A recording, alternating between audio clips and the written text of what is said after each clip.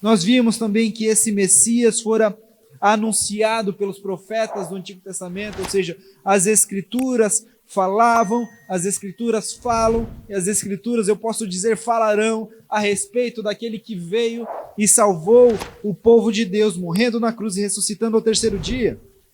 Nós vimos também, anteriormente, que João Batista, um primo de algum grau de Jesus, ele é aquele que tinha a missão de preparar, de anunciar a chegada do Messias. E ele faz isso chamando o povo ao arrependimento e batizando aqueles que declaravam arrependimento.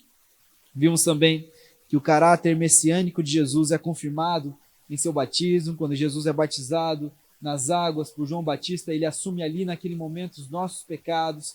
Então ele levaria, aquele que não tinha pecados, assumia os nossos pecados, levaria os nossos pecados sobre a cruz do Calvário, nos regenerando e nos perdoando os pecados.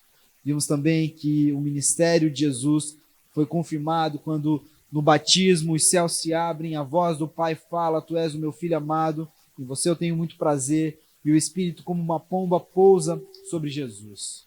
Em seguida, imediatamente após aquele momento, o Espírito conduz Jesus até o deserto, para que ele passe pela prova da tentação, como Adão passou lá no Jardim do Éden. Jesus passaria também, mas não mais no jardim, agora num deserto. Jesus sai daquele deserto depois de 40 dias e 40 noites sendo tentado por Satanás, pelo próprio diabo. Ele sai daquele deserto vitorioso. Passado algum tempo, Jesus então vai para Galileia e iniciar de fato o seu ministério público, que é a pregação do Evangelho, que é anunciar a chegada do reino de Deus e chamar as pessoas ao arrependimento e à fé.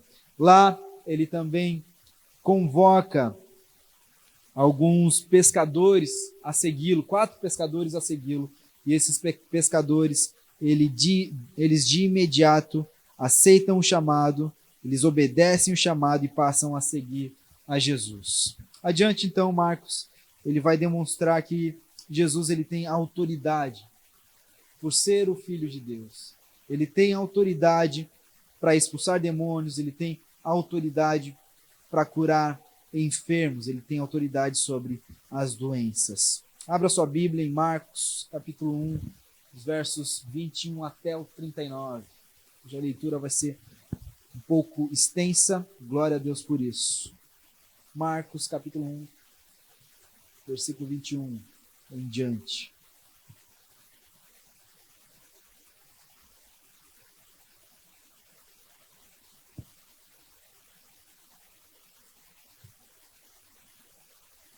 Jesus e seus seguidores foram à cidade de Cafarnaum. Quando chegou o sábado, entrou na sinagoga e começou a ensinar. O povo ficou admirado com seu ensino, pois ele falava com verdadeira autoridade, diferentemente dos mestres da lei. De repente, um homem ali na sinagoga, possuído por um espírito impuro, gritou: por que vem nos importunar, Jesus de Nazaré? Veio para nos destruir? Sei quem é você, o Santo de Deus. Cale-se, respondeu Jesus. Saia deste homem. Então o espírito impuro soltou um grito, sacudiu o homem violentamente e saiu dele. Todos os presentes ficaram admirados e começaram a discutir o que tinha acontecido. Que ensinamento novo é esse? Perguntavam. Como tem autoridade? Até os espíritos impuros obedecem às ordens dele. As notícias a respeito de Jesus se espalharam rapidamente por toda a região da Galileia. Depois que Jesus saiu da sinagoga com Tiago e João, foram à casa de Simão e André. A sogra de Simão estava de cama, com febre, e imediatamente falaram a seu respeito para Jesus. Ele foi até ela, tomou-a pela mão e ajudou-a a levantar-se. A febre a deixou e ela passou a servi-los. Ao entardecer, depois que o sol se pôs, trouxeram a Jesus muitos enfermos e possuídos por demônios. Toda a cidade se reuniu à porta da casa para observar. Então Jesus curou muitas pessoas que sofriam de diversas enfermidades e expulsou muitos demônios. Não permitia, porém, que os demônios falassem, pois sabiam quem ele era. No dia seguinte, antes do amanhecer, Jesus se levantou, foi a um lugar deserto para orar. Mais tarde, Simão e os outros saíram para procurá-lo. Quando o encontraram, disseram: todos estão à sua procura. Jesus respondeu: devemos prosseguir para outras cidades e lá também anunciar a minha mensagem. Foi para isso que vim. Então ele viajou por toda a região da Galileia, pregando nas sinagogas e expulsando demônios. Por mais um instante, vamos orar. Cubra sua fronte, feche seus olhos. Santo Deus, amado Pai, Espírito Santo, nós, como igreja do Senhor, como servos do Senhor, como remidos pelo seu sangue, estamos diante da tua palavra. Ela é quem nos dirige. Ela é quem guia os nossos pés. Ela é quem traz luz ao nosso coração. Por isso, diante dela, diante do Senhor, nós nos submetemos. Diante da tua palavra e da exposição daquilo que os seus santos escritores escreveram, nós nos submetemos. Sabemos que temos muito ainda a aprender e a corrigir nas nossas vidas. E humildemente nós nos colocamos diante do Senhor para sermos corrigidos, para sermos movidos a um estado de proximidade e de semelhança com o Senhor. Transforma-nos, ó Pai. Aumenta a nossa fé nessa manhã. Que sejamos encontrados fiéis no dia do Senhor. Para a glória do teu santo nome nós oramos. Amém e amém. Nós já vimos, irmãos, que o evangelho descrito aqui por Marcos, ele é tido como uma apologia da cruz, como uma defesa da cruz. O evangelista Marcos, ele concentra um pouco mais de 1/3 desse evangelho, falando a respeito da última semana, da semana que antecedeu a crucificação. O alvo claro do evangelista é demonstrar que Jesus, o que foi crucificado, era de fato o Filho de Deus, o Rei que viria, que veio e assumiu o trono de Davi, estabelecendo assim um reino não material, mas um reino espiritual sobre o povo de Deus. Mas por que saber isso é importante? Porque ter em mente, diante de nós, o objetivo de Marcos escrever esse evangelho é importante. Bom, nós sabemos que Marcos ele escreve para os romanos, gentios. Os romanos, eles eram aficionados por poder e status. Tinham seus Césares, os Césares eram os imperadores romanos e eram tidos como divinos. Eles mesmos se denominavam augustos, ou seja, divinos. Eles se portavam como divinos. Roma gabava-se por seu poderio bélico, por sua prosperidade comercial, o poder do seu exército, um exército extremamente numeroso, um exército muito poderoso. Então, Roma causava uma dominação sobre o restante do mundo, não só uma dominação financeira, mas também uma dominação bélica, de exército. É nesse contexto, irmãos, que os primeiros cristãos chegam em Roma, anunciando que o Filho de Deus, ele veio ao mundo e era maior do que os Césares. Ele havia chegado a este mundo e havia morrido numa cruz, sendo rejeitado e desprezado pelo seu próprio povo. A cruz que apontava para aqueles que nela eram pregados como sendo malditos e desprezíveis, lá estava o Rei dos Reis, o Senhor dos Senhores. Os cristãos chegaram em Roma trazendo essa mensagem a um povo que cobiçava o poder, que ansiava por poder, que tinha o poder em sua maior estima. E nós podemos presumir, então, que esses cristãos foram zombados e desacreditados, não é mesmo? Por isso Marcos escreve, para atestar, para confirmar, para expressar a grandeza desse Cristo que veio até nós, que se fez, o Filho de Deus que se fez carne humana, andou entre nós e morreu numa cruz. Ele era de fato o Filho de Deus, o Rei dos Reis, o Senhor dos senhores, senhor inclusive dos Césares, dos imperadores, dos grandes reis.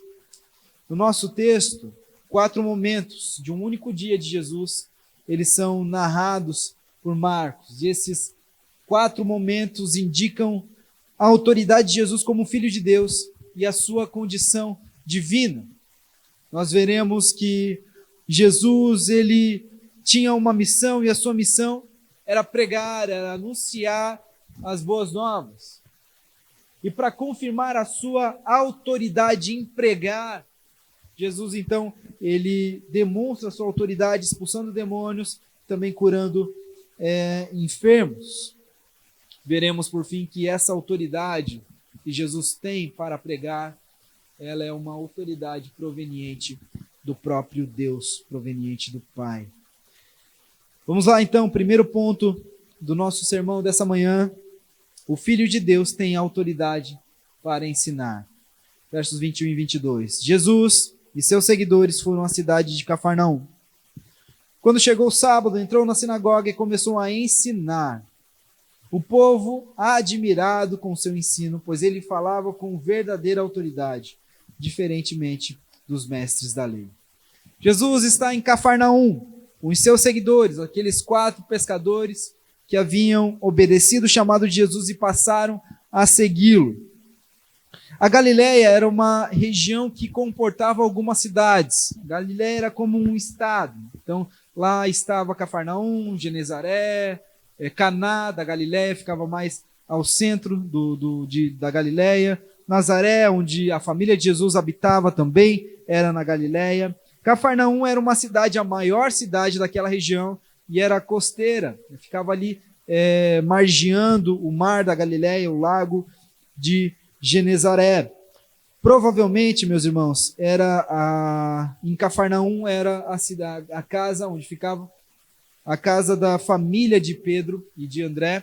Na verdade, de Pedro eram os sogros de Pedro que moravam em Cafarnaum, né? E Pedro morava com eles também, com sua família. Pedro era casado, né? Ele tinha uma esposa, isso fica claro no relato de Paulo em 1 Coríntios. Paulo era casado, tinha esposa e provavelmente tinha filhos também.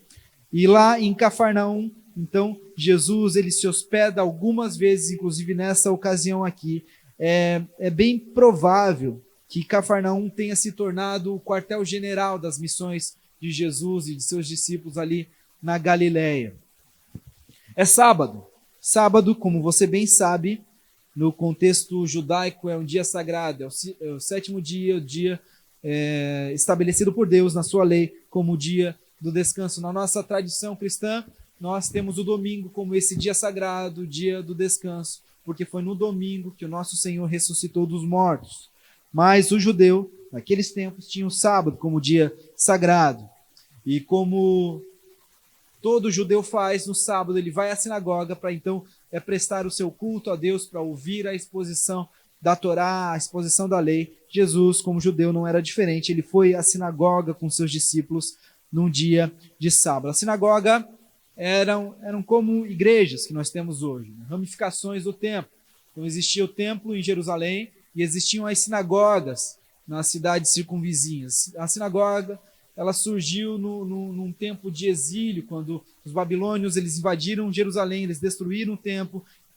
Então os judeus estavam sitiados e eles fizeram pequenas construções que eram as sinagogas para que eles pudessem então expressar a sua fé e estarem em comunidade cultuando ao seu Deus. Na sinagoga acontecia então a exposição, a leitura da Torá, a leitura da lei, a exposição da lei, a explicação da lei e a aplicação da lei àqueles que estavam presentes, aos que estavam ouvindo. Não eram feitos sacrifícios na sinagoga, os sacrifícios eram feitos somente no templo em Jerusalém pelo sacerdote.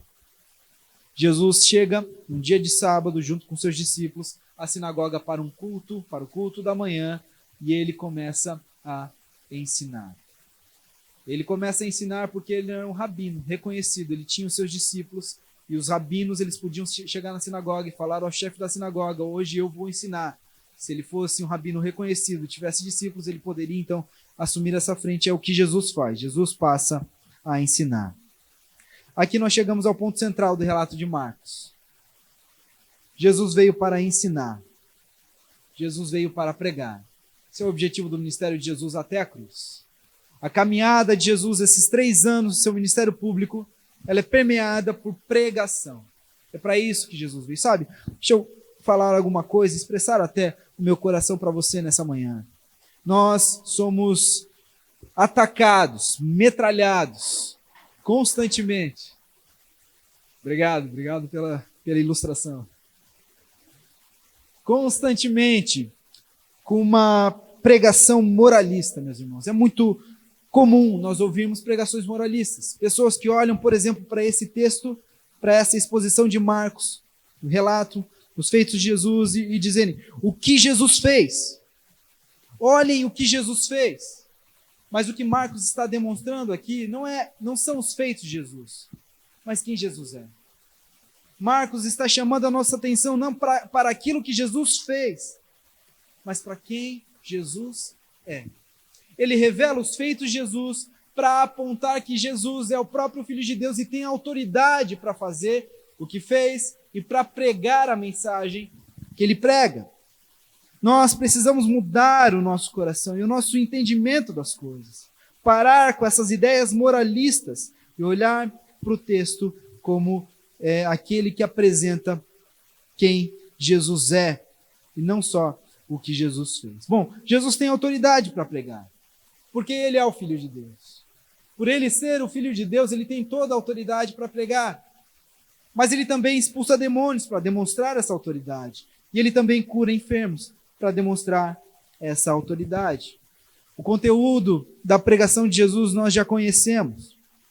Jesus, ele prega, ele anuncia que o reino de Deus chegou e chama pessoas ao arrependimento e à fé.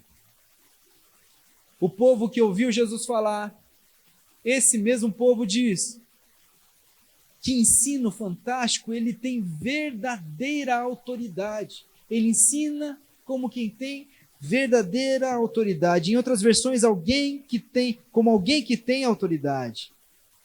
O que isso significa?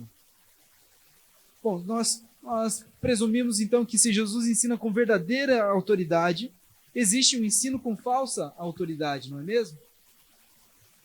Em primeiro lugar, Jesus ensina com verdadeira autoridade, porque o ensino de Jesus não era como o ensino dos falsos mestres. Os falsos mestres eram os escribas.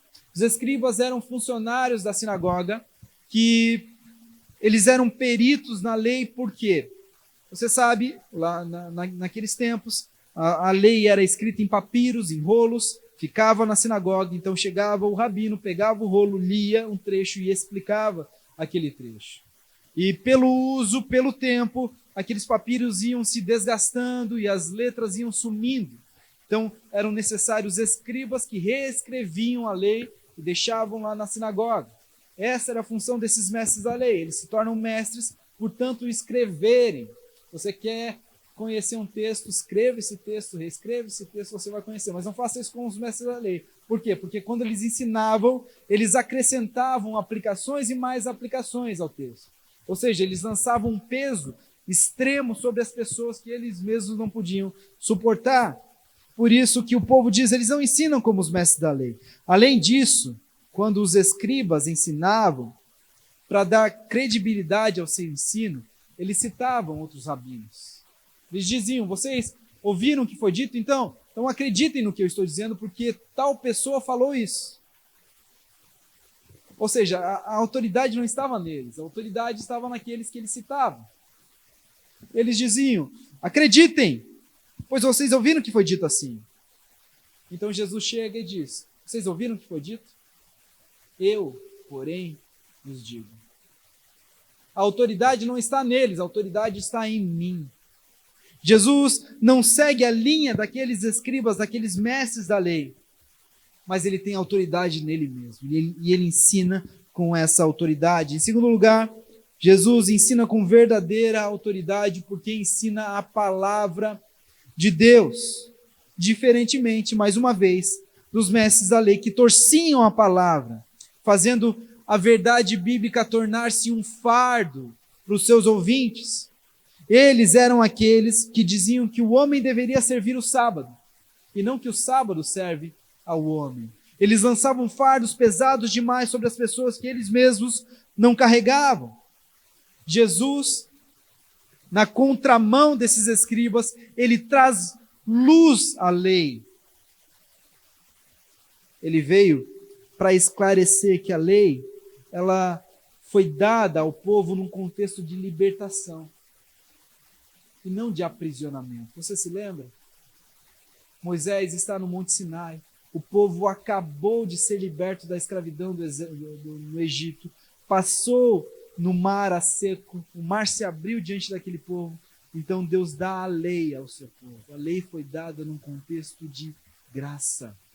A lei, meus irmãos, é a expressão da graça. E Jesus deixa isso muito claro. Jesus é aquele que traz luz sobre a lei. É aquele que diz, olha, a lei foi dada para vocês para que vocês andem segundo ela e sejam libertos da escravidão que vocês estão agora. Não para aprisioná-los. A lei foi dada para preservar o povo de Deus e não para subvertê-lo. E em terceiro lugar, Jesus tem autoridade para ensinar, porque ele é a própria verdade. E conhecereis a verdade, e a verdade vos libertará. Irmãos, se eu digo que esse copo aqui está cheio de água, isso é verdade ou mentira? Muito bem, isso é verdade. Vocês não conseguem ver daí? Deixa eu uma ilustração melhor. Essa Bíblia aqui é azul degradê. Verdade ou mentira? Verdade. Essa verdade libertou alguém? Não é qualquer verdade que liberta, meus irmãos. Eu vou pedir licença aqui para parafrasear esse texto de João. Conhecereis a Jesus e Jesus vos libertará.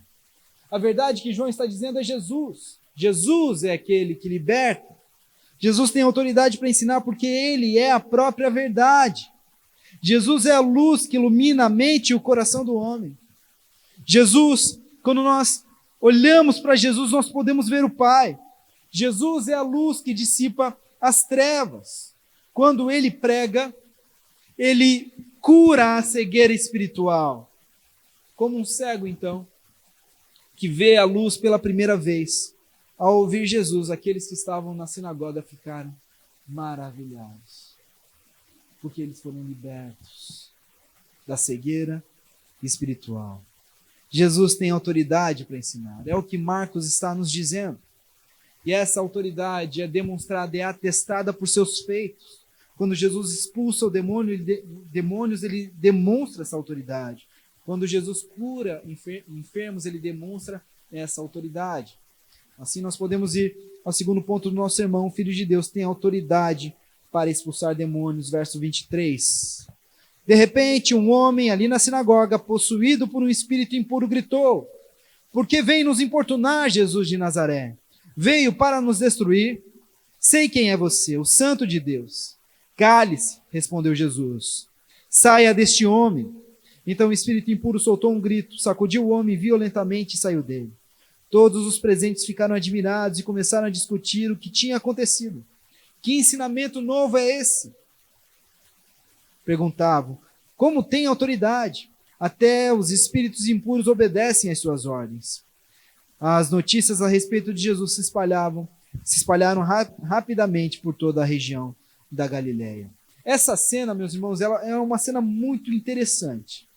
Nós não sabemos se o homem possuído de um espírito imundo, ele veio de fora da sinagoga ou se ele já estava lá dentro. O evangelista Lucas, ele dá a entender que esse homem já estava na sinagoga ouvindo Jesus, então o espírito se manifesta. Talvez esse homem possesso fosse um frequentador assíduo da sinagoga. Ele estivesse sábado após sábado lá na sinagoga, presente, ouvindo pregações e mais pregações. Mas o espírito imundo nunca havia antes sido importunado. Jesus chega.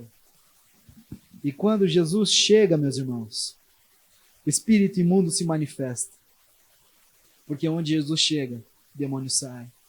Onde há luz, não há trevas. As trevas são dissipadas. Essa cena nos ensina muito sobre a autoridade de Jesus. Primeiro, a autoridade de Jesus é declarada pelo próprio espírito imundo. Irmãos, os demônios, eles sabem quem Jesus é. Eles creem que Jesus é o Filho de Deus.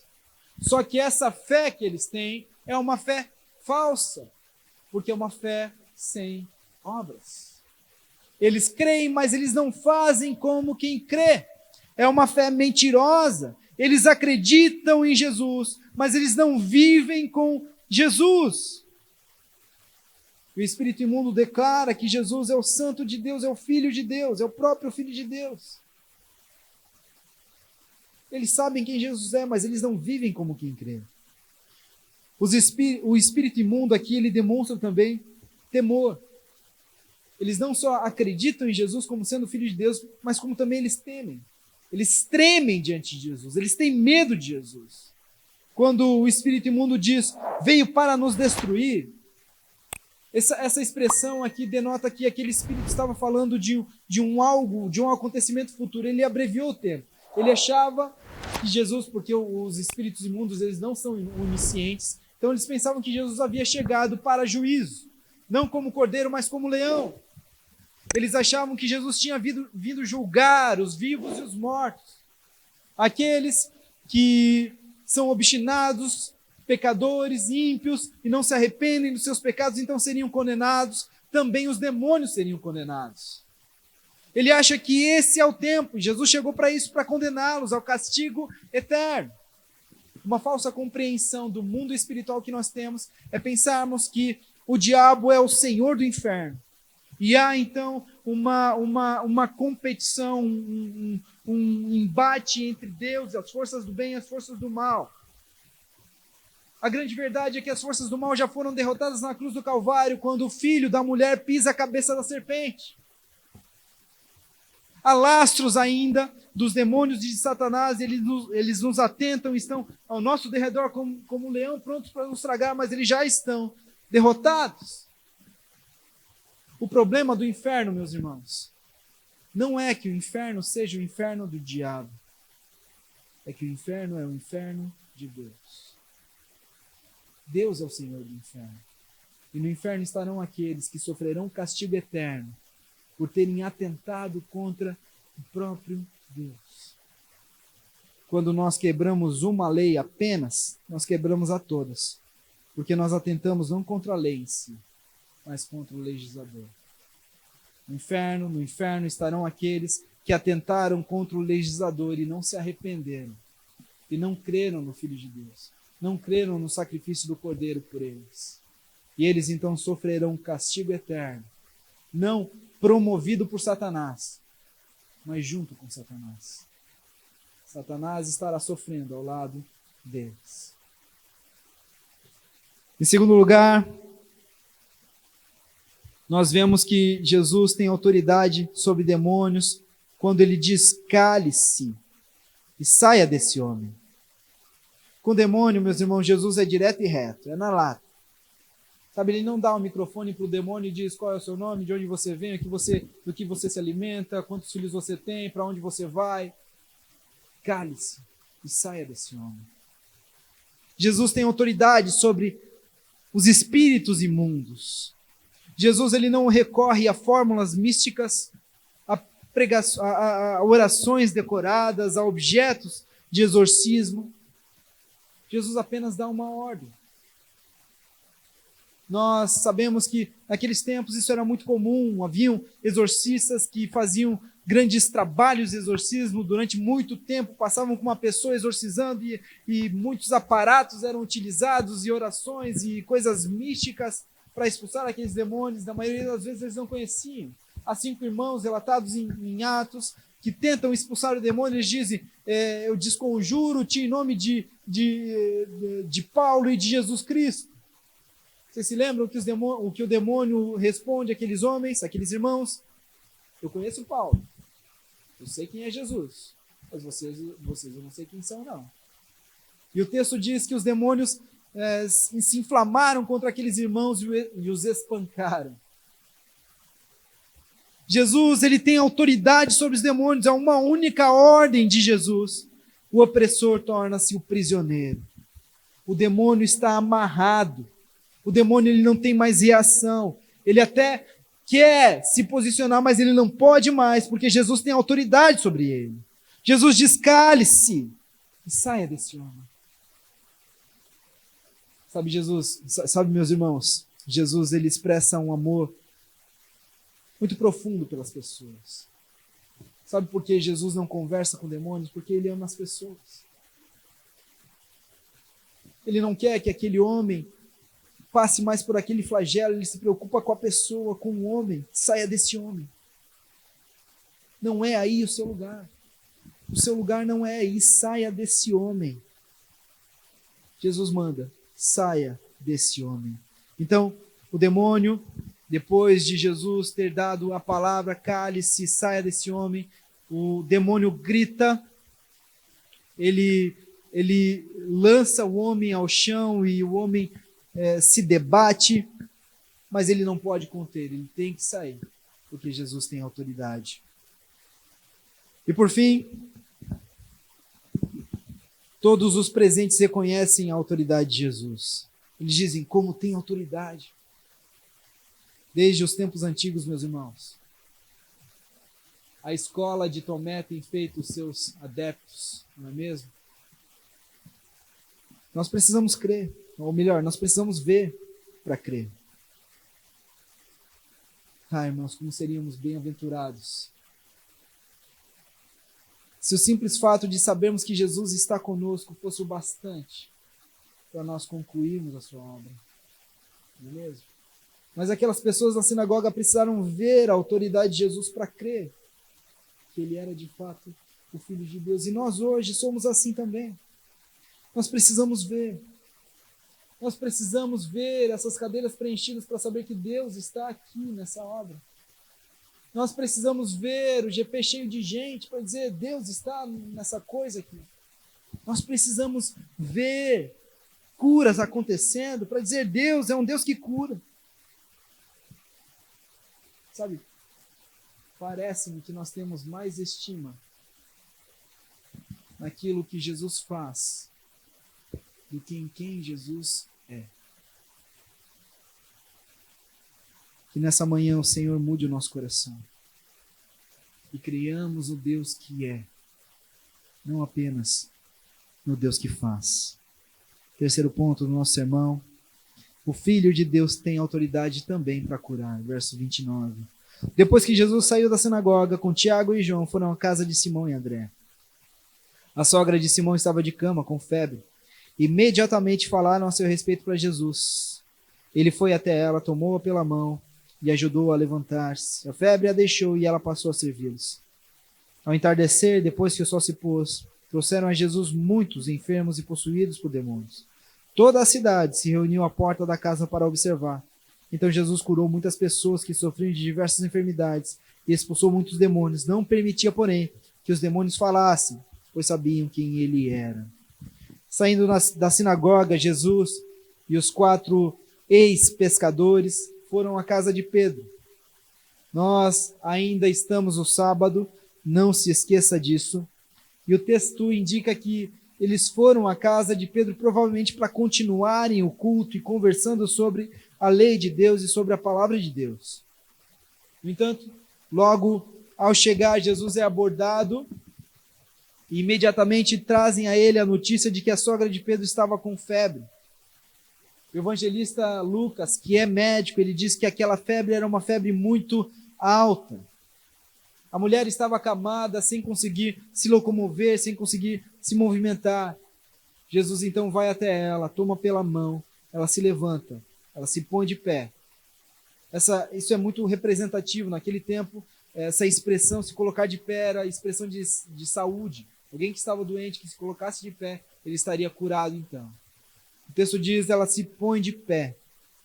Lucas também fala que Jesus ele repreende a febre, porque ele tem autoridade sobre as enfermidades. Marcos ele continua dizendo que a mulher então passou a servi-los. A palavra servir aqui no original dá a entender que é um serviço à mesa. A mulher passou a servi-los, como se aquela mulher estivesse os convidando à mesa, a almoçarem juntos, a uma comunhão em volta da mesa. Era perto do meio-dia, eles acabaram de sair da sinagoga, eles não tinham almoçado ainda. Então a mulher passa a servi-los, servir a mesa. Essa cena é muito marcante porque essa tarefa era a tarefa de escravos, homens. Naqueles tempos as mulheres eram tão desprezadas que elas não poderiam nem sequer servir a mesa. Era desonra para aqueles que estavam reunidos à mesa. Quando Jesus cura, ele não somente cura a enfermidade, mas também a identidade daquela mulher. Ela passa a servi-los, a servir a mesa. Jesus não só a chama para a vida, essa vida que nós vivemos aqui, que terminará daqui a um certo tempo, mas Jesus a chama para o reino de Deus, para ser uma discípula.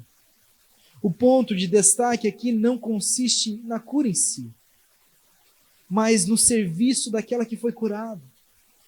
Jesus curou a mulher e também deu uma posição de discípula para aquela mulher. Imagina você, meu irmão, você, seus 20 e poucos anos, como Pedro naquela época tinha, tem uma profissão que é, de certa forma, rentável, é um pescador. Aí passa um maluco por você e diz, siga-me. Você deixa a sua profissão, deixa tudo que tem e começa a seguir. Imagina a sua sogra. Você está maluco? O que vai ser da minha filha? Talvez a sogra de Pedro estivesse nessa condição em relação a Pedro. Que maluquice, Pedro, você fez. Mas quando Jesus a toma pela mão e a põe de pé, o coração dela muda. Ela se torna uma discípula, como Pedro se tornou. Ela diz, Pedro, agora eu te entendo. Agora eu entendo porque você não conseguiu negar o chamado de Jesus. Eu também não consegui. Jesus dá uma outra posição para essa mulher. Ela se torna uma discípula. A notícia correu à cidade. Muitos enfermos, muitos possessos foram levados até Jesus. Marcos, ele é exagerado, ele diz toda a cidade se reuniu à porta da casa. Lucas é mais comedido aqui, né? Diz que muitas pessoas. Isso quer dizer que muitas pessoas estavam lá, muitas pessoas mesmo foram ver o que Jesus podia fazer, o poder de Jesus, como Jesus curava enfermos, expulsava demônios. Mas Jesus, ele cura as pessoas que são levadas até ele de todo tipo de enfermidades, expulsa os demônios, mas ele não permite que os demônios falassem quem ele era, porque o lugar de Jesus ainda não era na luz, era na cruz. Jesus estava ali para ir para a cruz, e não para ser exaltado como Deus. Ainda não era esse momento. Até lá, a sua missão seria anunciar o reino de Deus e demonstrar com seus atos e com suas palavras quem era Deus e o que Deus faria. Mas, como aquele povo, nós podemos então nos perguntar de onde vem tamanha autoridade? Qual é a fonte dessa autoridade de Jesus? É o que nós falaremos no nosso quarto e último ponto. Jesus tem autoridade porque o Pai lhe concedeu. Versos 35 a 39. No dia seguinte, antes do amanhecer, Jesus se levantou e foi a um lugar isolado para orar. Mais tarde, Simão e os outros saíram para procurá-lo. Quando o encontraram, disseram, todos estão à sua procura. Jesus respondeu, devemos prosseguir para outras cidades e lá também anunciar minha mensagem. Foi para isso que eu vim. Então ele viajou para todas as regiões da Galileia, pregando nas sinagogas e expulsando demônios. Como igreja, nós confessamos a Jesus como Cristo, Jesus Cristo como o Deus totalmente homem e o homem totalmente Deus. Portanto, sim, meus irmãos, Jesus tem autoridade eterna, autoridade criadora. Por meio de Jesus todas as coisas surgiram. Jesus tem autoridade eterna. No entanto, quando Jesus assume a forma humana, o Deus Filho esvazia-se de si mesmo. Ele abre mão da sua autoridade divina. E agora ele precisa buscar essa autoridade no Pai. Nós sabemos aquilo que Paulo nos diz. Embora sendo Deus, Jesus não considerou que ser igual a Deus era algo que deveria pegar-se, mas esvaziou-se a si mesmo, vindo a ser homem. Jesus é Deus e tem toda a autoridade divina, mas ele se esvazia de si, vindo a ser homem. Por isso ele precisa buscar essa autoridade no Pai. O Pai é a fonte da autoridade do Filho. O Filho expulsa demônios, cura enfermos, prega a mensagem, as boas novas, porque o Pai lhe concede autoridade para isso. Essa autoridade que vimos no relato de Marcos, para expulsar demônios, para curar enfermos, é aplicada ao Filho por meio do Espírito Santo, que está sobre ele. O Espírito Santo pousa sobre Jesus, dando a ele autoridade divina.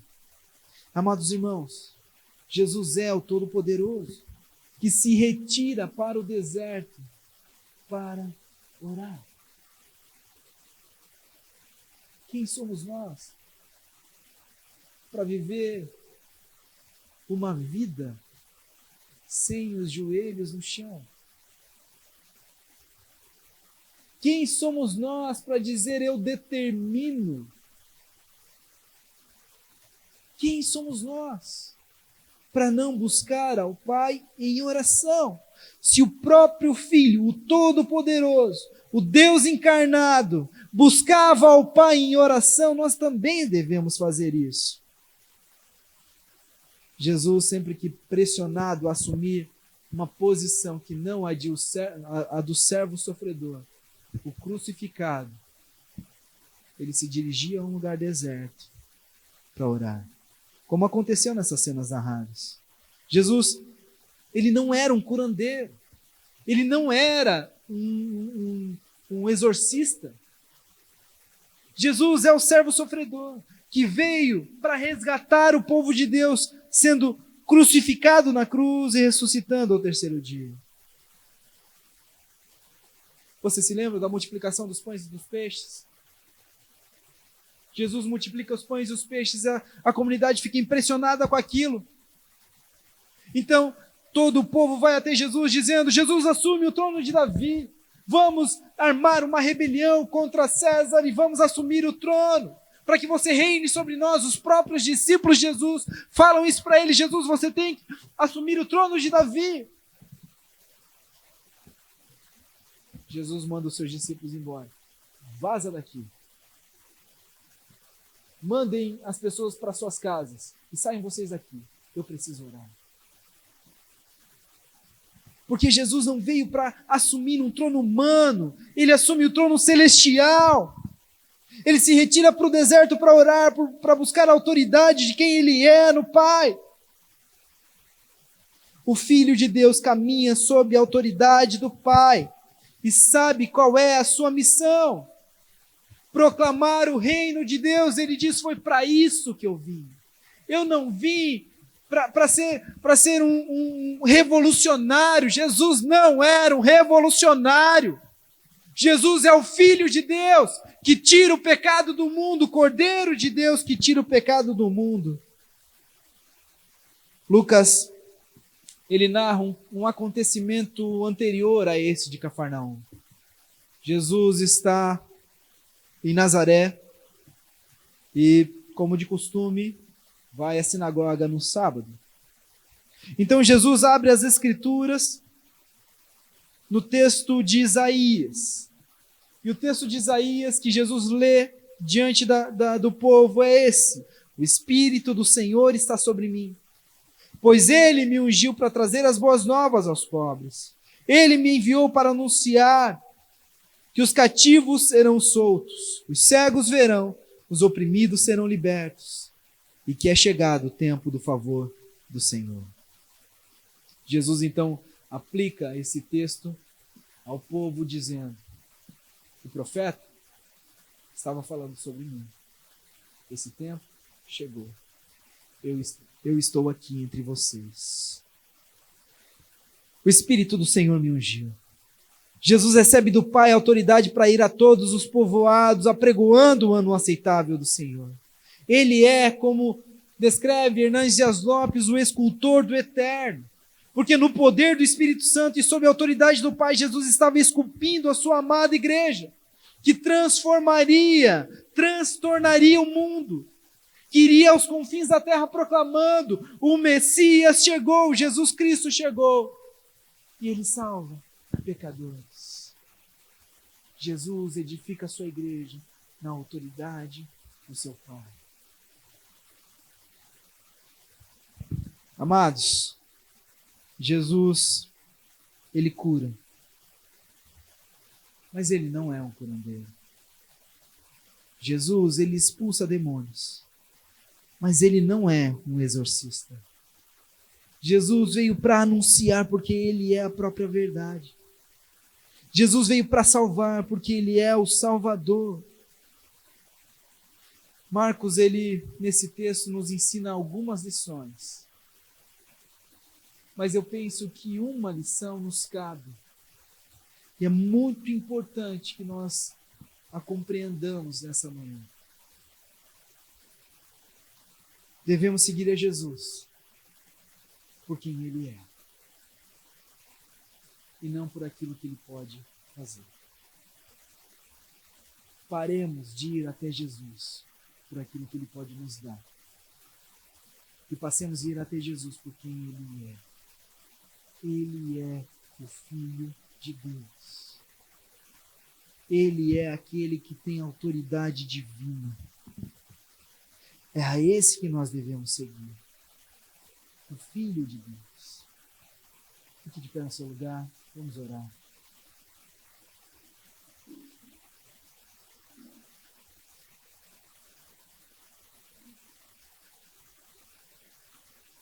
Nós te louvamos, pois tu, Jesus Cristo, é o nosso Senhor e o nosso Salvador. Perdoa-nos, ó Pai, por nossa teimosia